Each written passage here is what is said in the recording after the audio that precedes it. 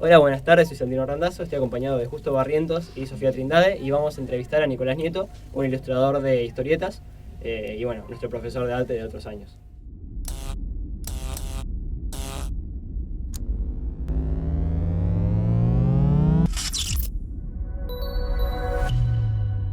Queríamos empezar a hacer unas preguntitas, un poco de a qué te dedicás, cómo empezaste con todo esto del arte.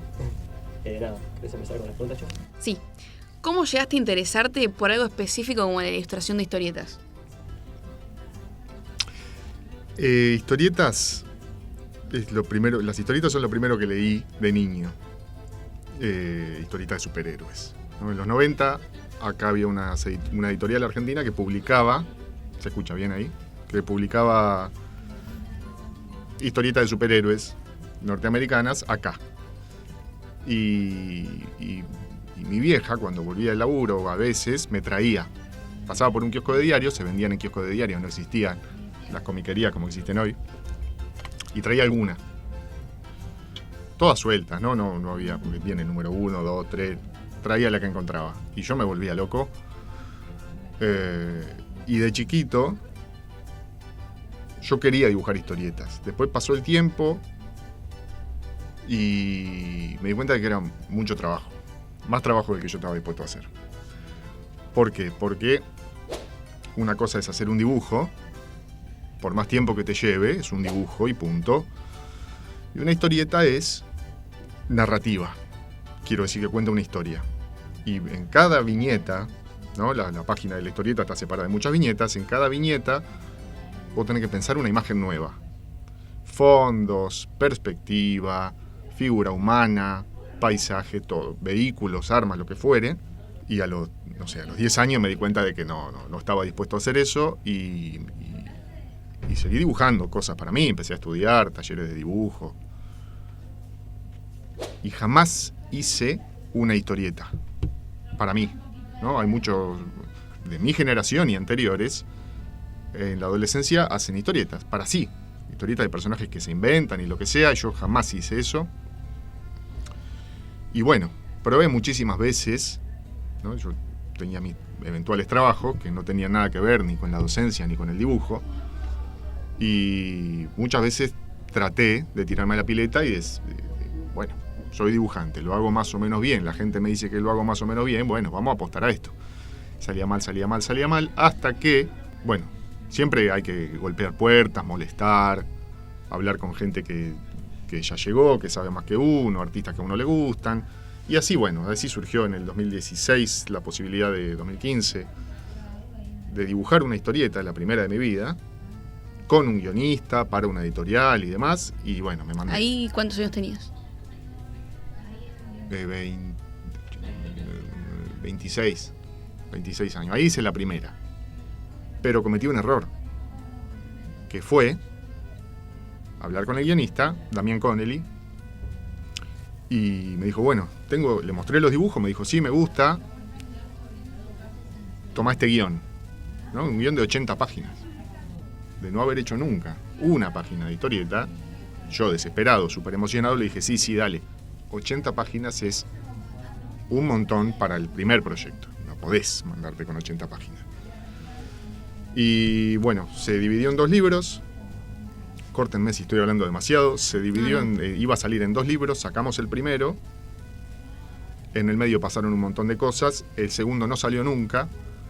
Ahí abandoné la idea de seguir haciendo historietas. Y finalmente en el año de la pandemia, o el 21, ahí, a través de un amigo y hoy colega, Matías de Vincenzo, dibujante y guionista de historietas, bueno, medio que me ayudó, me hizo el gancho para una convocatoria de Estados Unidos, una historieta breve de 14 páginas. Ahí dije que sí, ahí aposté todo y bueno, esa salió publicada y a partir de ahí fue que hoy me dedico a eso. Sí. Desde la hora de poner, desde tu primera historieta, ¿vos lo veías más como un trabajo? Porque ponele, vos decís que te resumergiste la idea de que sean 80 páginas de guión, lo hablás desde el lado muy, muy práctico, muy exigente, como que te lo tomaste como trabajo más que tu diversión o algo que te gusta hacer a vos. ¿Se entiende? ¿Se entiende? Porque ya desde que contaste que sos chico, como que preferiste no hacerlo por un tema que era complejo. O sea, ya desde ese momento lo tomabas como no un pasatiempo tuyo ni un hobby, sino más como un trabajo. Sí, es muy bueno lo que decís, porque jamás me lo tomé, y las cosas que me gustan me las suelo tomar así. Nunca me lo tomé como algo para, en el peor de los sentidos, divertirme, y nada más. O para pasar el rato, que me habría servido muchísimo. Porque esa primera historieta profesional que yo agarro, que son 80 páginas, de las cuales Hubieses explorado muchísimo más. ya habría el tenido terreno. mucho terreno, exactamente. Pero para mí, si no es en serio, no lo hago. Ok. Así me pierdo de hacer tantas cosas. Las que hago, voy a fondo. Pero totalmente sin experiencia. Y sí, la primera vez es sin experiencia.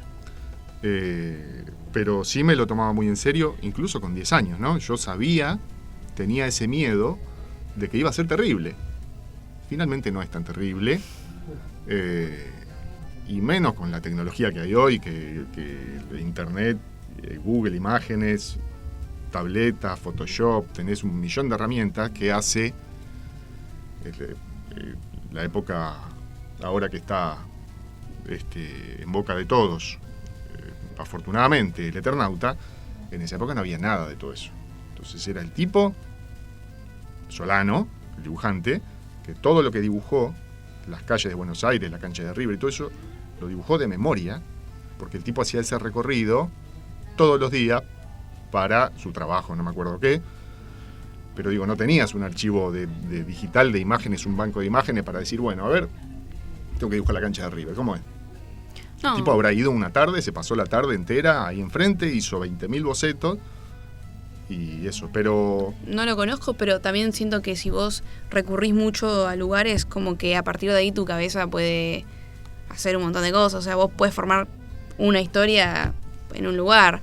Mismo, no sé, cuando soñás, y que soñás en lugares que estás, es lo que tu cabeza procesó todo el tiempo que pasaste. Y Nico, Sí, tal cual. Perdóname. No. Cuando uno sueña, ¿no? Un escenario que no viste, a veces uno está en un lugar que no conoce, que no existe. O personas que en el sueño no existen, en el sueño están, pero no existen. Y bueno, ¿y de dónde sacas toda esa información? De todo lo que has visto antes. El tema es que es inconsciente, pero cuando vos tenés que sentarte a dibujar, ahí sí te tenés que romper el coco y decir, bueno, Pero eso es lo que digo. Yo siento que, ponele, vos desde chico te estabas exigiendo sí. algo que capaz lo podías hacer libremente. O sea, vos sentís que si hubieses empezado de chico como un hobby o como una manera tuya de, no sé, distraerte. Sí, pasar el rato. Sí, o a veces el arte muchas veces lo terminás haciendo. Yo creo que, yo siento, ¿no? Que muchos artistas lo hacen para desenfocarse un poco de su realidad. Me gusta pensar que si dibujo, historietas o no, digo yo cuando dibujo cosas que no son historietas, ¿no? Un dibujo en una hoja y punto, con lo que a mí me viene en gana, como creador, no digamos artista, como creador, ¿por qué? Esto es lo que pienso yo, ¿no? Pero ¿por qué alguien se sienta a escribir una novela, se sienta a hacer un dibujo, se sienta a crear un mundo? A ¿Por qué? comunicar. Puede Sí, ser una. porque en definitiva, si nos ponemos filosóficos, todo es comunicación, pero me gusta creer que es porque el mundo como es no nos basta. Entonces hay algo en el mundo que a mí no me alcanza y necesito compensarlo con otra cosa. Y ahí es cuando yo digo, bueno, dibujemos esto, que es a la vez también un escape de eso que vos decís, ¿no? El escape de la vida cotidiana, diaria. Yo les he planteado, seguramente a ustedes también, porque lo hago con todos los cursos, imaginar un mundo en el que no hubiese arte, ¿no? Que en definitiva no es tan necesario en términos prácticos, pero sería Yo creo más que triste de lo que ya es. muy mediocre. no, Muy no, mediocre. para mí no podría existir. Inviable. Y justamente eso comentaste hace unas horas estuvimos hablando. Yo le dije, exactamente, Fueron tus palabras, tipo, dijo, no me gusta considerarme artista, me gusta decir que soy un creador más bien, porque también es como un poco arrogante quizá decir artista, porque es como alta palabra. Y uno lo que hace es crear. Después si ese artista o no es un catálogo más fino al que tenés que llegar. Y crear, todo el mundo crea. En Todos mayor o menor creamos. medida. Todos creamos, para mí. Sí. Es una palabra, artista, arte, es una palabra con muchísima carga. Y uno le tiene a veces demasiado respeto, bien merecido, pero en definitiva es lo que menos importa. Si vos haces lo que sea que hagas, con el objetivo último de convertirte en artista, me parece que está pifiando. Vos tenés que hacer. Para mí son etiquetas. Para mí vos sos artista, ¿no? Por lo que generás, por lo que construís, por lo que eso causa en nosotros. Sí, claro. Es que uno sea o no sea artista lo dice el tiempo Y y los la hechos. obra que uno haya hecho, ¿no? Tener eso como una zanahoria y darle para adelante solamente persiguiendo la idea de ser artista y todo lo que hagas que sea en función de eso, no es auténtico. En cambio, vos decís, bueno, a mí me gusta tocar la guitarra. Y te esforzás por mejorar y crear y hacer tus canciones o tocar cada vez mejor y qué sé yo. Eso es lo que importa. Y tener una voz propia y decir lo que querés decir, o sacar lo que quieras sacar de adentro tuyo. Y si sos artista o no, es una cosa que va a pasar o no va a pasar, listo, claro. Pero mientras uno sea fiel a lo que uno quiere, auténtico, eso es. Y respondiendo a una cosa anterior, esto que vos decías, ¿no? Si te hubieses permitido tomártelo con más calma y dibujar más, una aclaración, siempre dibujé, ¿no? O sea, nunca dejé de dibujar, no dibujé historietas, pero claro que me habría servido dibujar historietas para mí, crear mis personajes. Permitírtelo. Claro, tomármelo como algo más lúdico, Una exploración. una exploración. Sí, pero es complicado porque cuando uno también le apasiona mucho algo, le tiene respeto. Y si le tenés respeto no querés tomarlo como Y un bueno, juego. claro, así vivo. Te entiendo mucho también, me pasa bastante. Y así me he perdido hoy, por ejemplo, tocar algún instrumento o Como que vas con bailar una alguna misión. danza, claro. Yo así, si es para... Yo si me pongo a estudiar música, tengo que ser Charly García. Si no, no. Y Nico, Y eso está mal, perdón. Eso está mal porque ¿por qué no? Obvio, porque no lo haces por placer propio, digamos. Claro. No lo haces porque decís, uy, quiero tocar la guitarra. No, quiero ser Charly García. Si me voy a poner con esto, quiero ser el mejor, claro. Y no es recomendable eso. Es verdad. Pero me salió más o menos bien. No soy el mejor, ni mucho menos, pero digo, puedo vivir de eso. No, sos un buen Dibujar. artista. Y me gusta Gran hacerlo creador. y al final es lo único que importa. y acá un debate también que tuvimos con el Tata bastante tiempo. ¿La obra hace el artista o el artista hace la obra? El artista es el que hace la obra. Sin artista no hay arte. Pero el artista es artista cuando hace una obra de arte. Es una paradoja. A ver, dijimos que uno se convierte en artista cuando hizo algo que tuvo cambio en el mundo quizás o en la sociedad. Un impacto o- social. O tuvo un impacto, digamos, ¿no? Entonces, esa obra fue la que primero, o sea, hubo un creador y después la obra se hizo arte y por lo tanto denominó al creador artista. Entiendo. Ahí Bueno, confundí sí, un de poco es vuelta, eso, más claro. Lo que decía, o sea, por un lado, para hacer una obra se necesita un hacedor. Sin persona que haga eso no hay obra. Si esa obra resulta... Lo primero es la obra, para responder. Si esa obra resulta una obra artística, automáticamente eso convierte al autor en un artista. Alguien es artista cuando hace una obra de arte, no antes. Se romantiza un montón de veces, no, yo vivo como un artista, mi concepción de la vida... No. Para ser artista tenés que hacer una obra de arte. Y al revés, para que una obra sea... No, al revés no, porque... para que una obra sea una obra de arte, la tiene que hacer un artista, pero... Pero ¿qué te hace artista?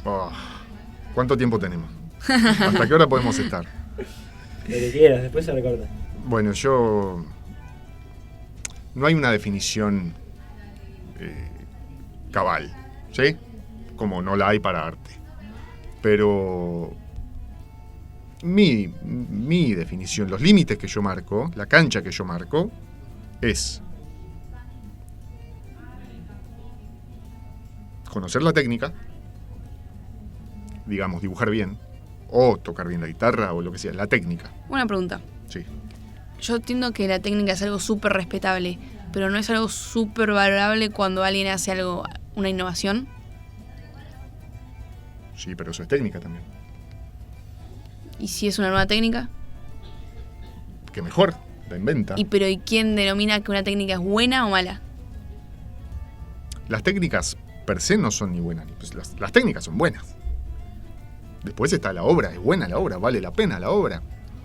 Y después, ¿no? Porque ha pasado mucho en la historia del arte, sobre todo en el siglo XX, de artistas que pintan. Picasso dijo, me llevó toda la vida a pintar como un niño.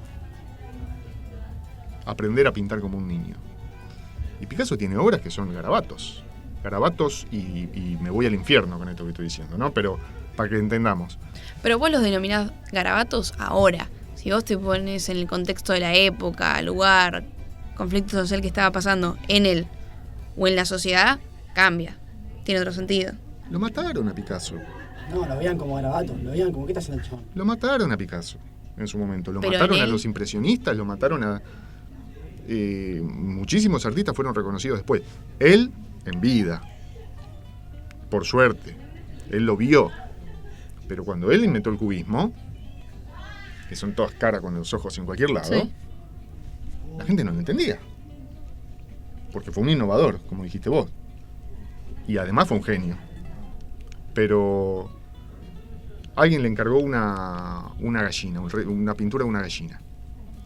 Y Picasso no la hacía. Le dijo sí, la voy a hacer. Pasaba el tiempo, no la hacía. Cada vez que la mujer, creo que era una mujer que se lo había encargado, le decía, la gallina, ¿dónde está el dibujo de la gallina? Ya era Picasso, ya era un tipo súper famoso. No, bueno, no sé, todavía no está. Hasta que un día le pregunta, che, la gallina, y Picasso dice, bueno, tráeme el bloque ese y los carbones. Hace tac, tira una gallina en 15 minutos, maravillosa. Y la mina le dice, me hiciste esperar, digamos, 5 años para esto, para hacerlo en 15 minutos. Y el tipo dice, vení, mira. Y le muestra y tiene hechas 200.000 gallinas en todo ese tiempo. Entonces la gente evalúa eso sin tener en cuenta todo el proceso. Pero esto es algo que pasa todo el tiempo, en la creación de contenido actualmente. Todo el tiempo. Uno ve un video de YouTube y no sabe, ni siquiera se pregunta todo lo que hay detrás. No. O toda la edición. No. Pero eso creo que es normal y creo que uno se tiene que fijar cuando entrega una obra en que la persona se sienta satisfecha con lo que tardó y con lo que recibió. Sí, por supuesto. El costo-beneficio que tiene una persona, si uno se pone a ver un video y es una porquería, a lo mejor tuvo el recontra proceso detrás y es una porquería como hecho. Eso me pasa mucho con el cine. Tengo que volver a la definición de artista igual después, ¿eh? Pero con el cine me pasa mucho eso, que es... A mí me gusta mucho el cine. No veo tantas películas como me gustaría, pero trato de ver. Incluso las películas que no me gustan, incluso las que considero malas, merecen todo, pero todo mi respeto y mi apoyo. Porque el trabajo que es hacer una película, descomunal. Incluso una mala película con malos actores, mal dirigida y con poca plata. Yo respeto mucho la figura del autor, puntualmente hablando de cine, porque se atreve y porque sabe en el fondo que esa película no va a cambiar la historia de nada. La mayoría de las películas no cambian la historia de nada, la mayoría de los libros, la mayoría de las historietas, de los discos y de lo que sea. Si vamos a ir como autores o como artistas tratando de hacer esa gran innovación que marque un hito en la historia del arte, no sirve. Entonces eso lo valoro muchísimo, sobre todo en cine por los recursos que demanda, ¿no? Una novela, un texto, un cuento. Es más unilateral, es más un texto y necesitas, para escribir un cuento o una novela, necesitas un par de hojas y un lápiz. Sin desmerecer nada, ¿no? Pero es una realidad. Vos te sentás y escribís. Y escribís. Para hacer un dibujo necesitas un lápiz y una hoja. Para hacer una película necesitas un poco más. De todas maneras, a cualquier persona que se atreva a hacer más allá de que sea artista, no sea artista, la primera vez que lo hace, yo lo veo como algo milagroso. Y Nico, volviendo a vos, Sí. ¿qué es lo que más destacás artísticamente de tu trabajo? ¿De lo que hago yo o de dibujar historietas? No. ¿De cómo yo las dibujo? Claro, de tu de manera. mí. Claro, tuyo. De tu técnica, digamos. ¿Qué es lo que más valoro? Sí. Creo que estoy orgulloso de todo lo que trabajé, de cómo me lo tomé, ¿no? Esto que hablábamos antes. Si no es en serio, yo no me voy a meter en esto. De todo lo demás me arrepiento, porque no me puse a jugar a la pelota, a ir a un club o tocar la guitarra, no. De eso me arrepiento porque me habría gustado. Ahora, sí estoy orgulloso de que es mi vida. Dibujar es mi vida. Entonces, eso es algo que yo puedo, que no tiene nada que ver con si lo hago bien o mal. Eso es otra cosa. No voy a venir acá a decir, bueno, lo que más me gusta de mí es que dibujo como un fenómeno. No. Eso por un lado, y a la vez que siempre trato de mejorar. Que es todo lo mismo, ¿no? Que es que me lo tomo así, no me lo puedo tomar a la ligera. Lo logre o no lo logre, esa es otra discusión. Pero mi objetivo es cada día dibujar mejor. Y ahí voy. Y eso es práctica, observación, lectura de autores que me gustan, es todo. Y bueno, de eso, que repito, no tiene nada que ver con finalmente cómo dibujo. Que eso, qué sé yo, considero que está bien. Pero estoy orgulloso de lo otro, de cómo me lo tomé toda la vida y de lo que sigo persiguiendo. ¿Y cuáles son tus inspiraciones para ilustrar? En primer lugar te diría que dibujantes de historieta que me gustan, ¿no? Hay muchos dibujantes que yo sigo leyendo historietas y con un gusto más formado y todo, ¿no? Antes leía lo que me llegaba a la mano, hoy, bueno, hay cosas que no me gustan tanto y otras que sí, pero en principio dibujantes que me gustan. Por ejemplo, Alberto Breccia es un dibujante uruguayo, pero vivió toda su vida en Argentina, volvió a dibujar El Eternauta después y qué sé yo, bueno, un artista descomunal que no es solamente cómo dibuja una cara, cómo dibuja un paisaje, no, además es como cuenta, porque vos tenés una página que no es sencillamente poner muchas viñetas y en esta pasa esto y en esta pasa esto. Hay un sentido narrativo que vos tenés que respetar. Y todo expresa algo. Todo expresa algo. Todo lo que vos elijas es por algo, porque querés que se vea así. Obvio. Es una decisión atrás de otra, exactamente. Es una decisión atrás de otra. Yendo a ese tema, algo que me pareció muy curioso, que la mayoría de los personajes Sí, que vi en tu Instagram, en tus perfiles, son muy parecidos a vos, estéticamente. no, bueno. Sí. ¿Hay algo ahí? Sí. A veces me tengo que usar como referencia y vuelvo un segundo al anterior. También hay influencias, que son la mayoría, que no tienen nada que ver con el dibujo, ¿no? Porque a mí me influencia lo mismo una buena película, un disco de Pink Floyd o de Charlie Parker. Igual al fin y al cabo todo termina influyendo para algo, para bien, para usarlo, para no usarlo. Sí, claro, pero yo entendí, sí, por supuesto, lo que no te gusta también te termina influyendo, pero apunto a lo que sí me gusta realmente y a lo que soy permeable, y la literatura, mucho en la literatura también. Y lo del tema del parecido, mira, esto es así, miren, esto es así. No es porque soy un egocéntrico, un cerdo egocéntrico, ni mucho menos. Digo, vos... Como todos los artistas. El trabajo del dibujante es muy solitario. Y es cuando mejor trabajo, cuando estoy solo, en mi casa, ¿no? Que no hay nadie, que no estoy solo, bueno, es cuando mejor trabajo.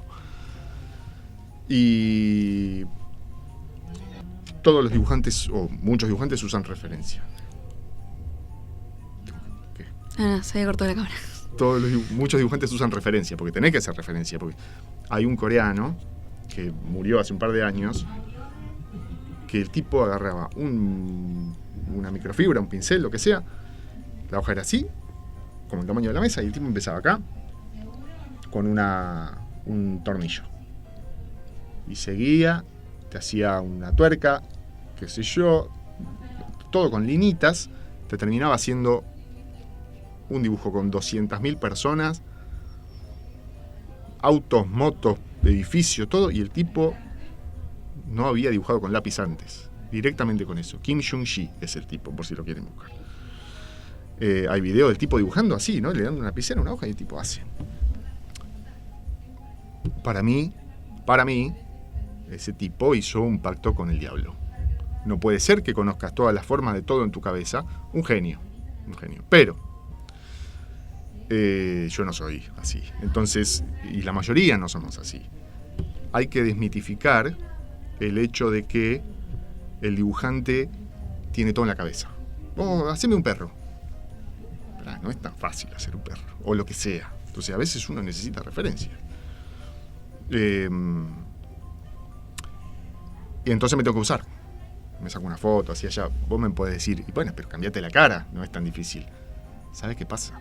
Esos laburos, que son para afuera digo para el mercado exterior, para, qué sé yo, Estados Unidos, el tipo no sabe cómo soy. Entonces yo me dibujo, y es más fácil. Ahora, yo hago historietas, digamos por trabajo, ¿no? Hablo con un editor norteamericano, me dice, bueno, el editor guion es te voy a pagar tanto por página. Y ahí, obviamente, trato de hacerlo bien, pero no los siento propios esos proyectos. Porque son de cosas que no me interesan, qué sé yo las hago igual, fenómeno, listo, me pongo, me dibujo mi cara, ¿qué sabés vos quién soy yo? Listo, ya está. También Ahora, es una realidad que si vos buscas la perfección todo el tiempo y conoces tu rostro y lo haces repetitivamente todo el tiempo, digamos, es más fácil perfeccionar algo que haces casi siempre, sí, además, que todo el tiempo estar ingeniándote con nuevas formas o distintos tipos de rostros sí, o forma de cuerpo. Sí, claro, llega un momento que lo tenés muy Atadísimo. conocido. Además me miro en el espejo todos los días, sé cómo es mi cara, ya está.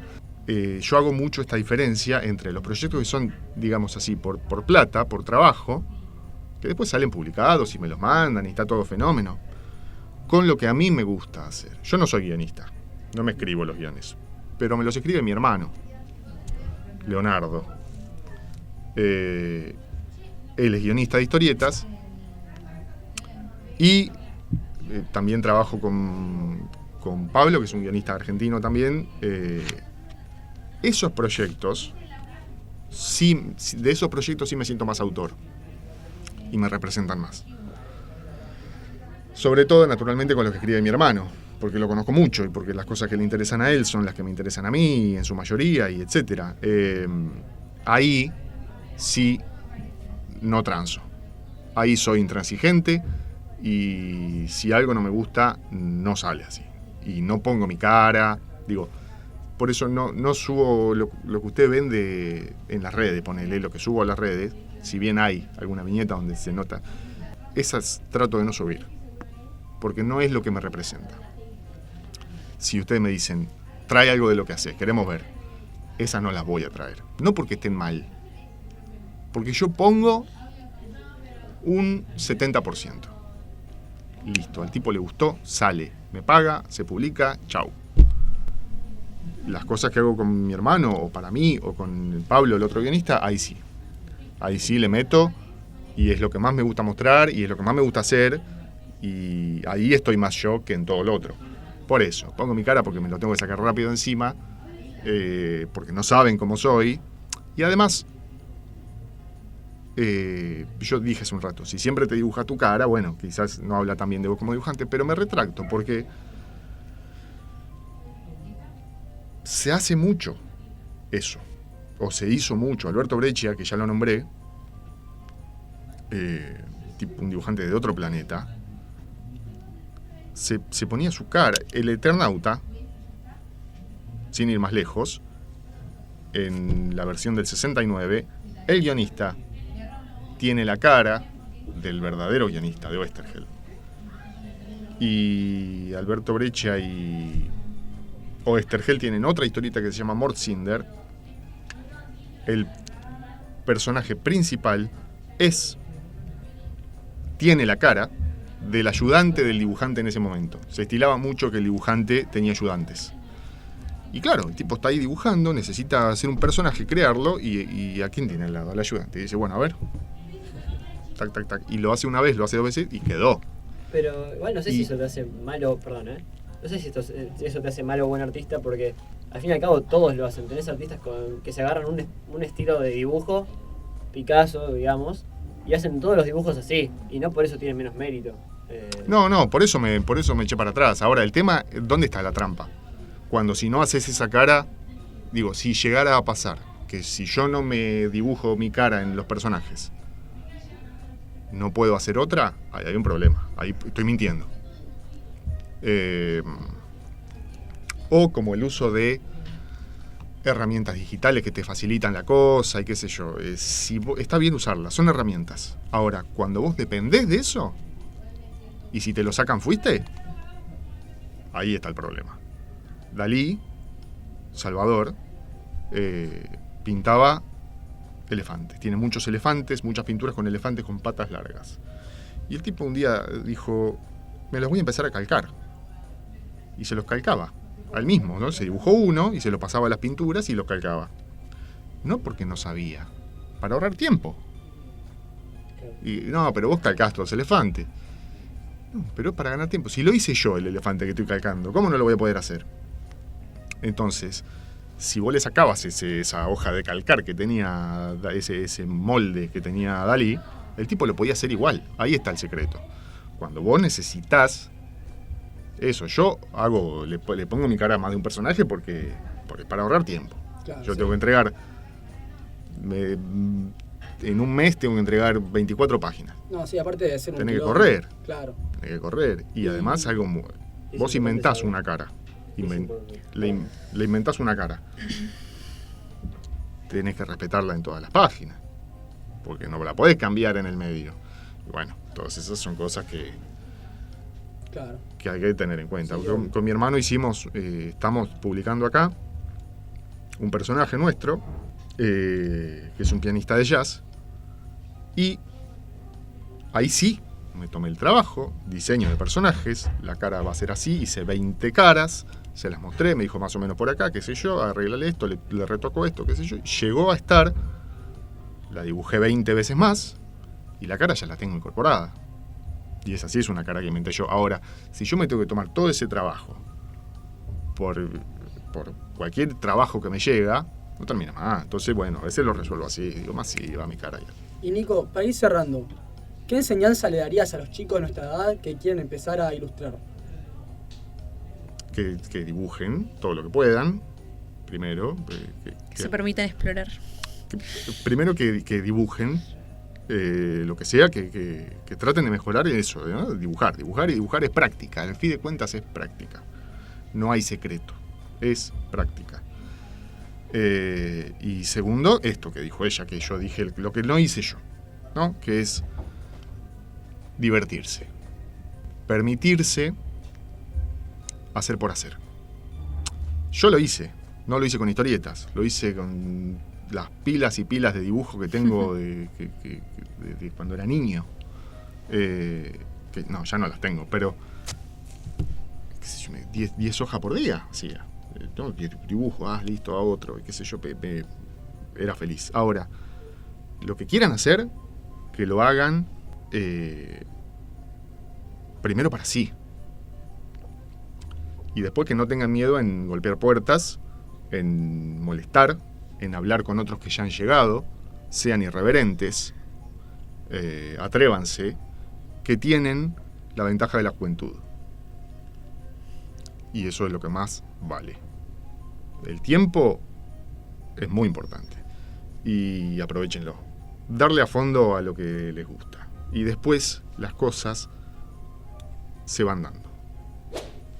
Puede ser que se dé lo que vos querías desde los 5 años, puede ser que se dé otra cosa, no importa, algo va a pasar. Pero vos tenés que poner todo. Son dos partes. Una cosa es lo que puede venir afuera y otra cosa es lo que puede poner vos. Eso hay que hacerlo. Para que si no sale, no te mueras arrepentido de no haberte atrevido. proyecto. Si no sale, no salió por cosas ajenas. Pero vos lo diste todo. Y que dibujen y que... Bueno, Nico, Perfecto. muchas gracias. Muchísimas gracias, Nico. Muchas gracias a ustedes.